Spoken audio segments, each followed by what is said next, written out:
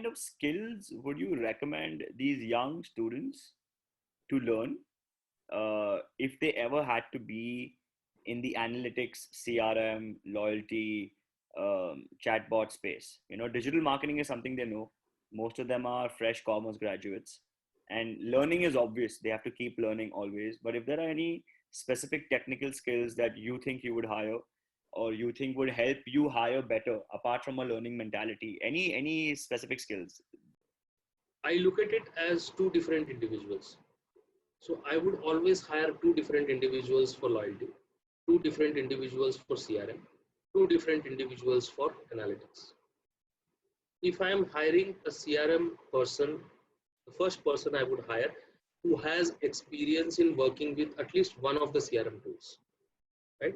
Which could be CleverTap, it could be Adobe, it could be Unica, it could be Watson, it could be MoEngage, it could be anything, right? But I need that skill as a must-have because that person is the backbone of CRM.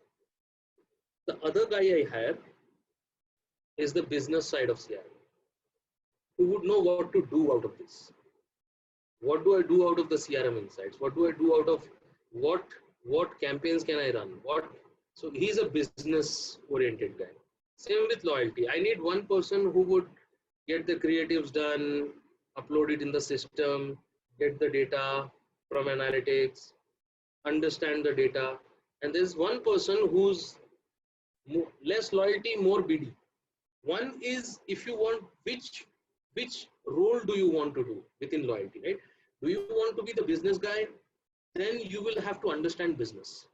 You will have to understand business better than the business understands its business.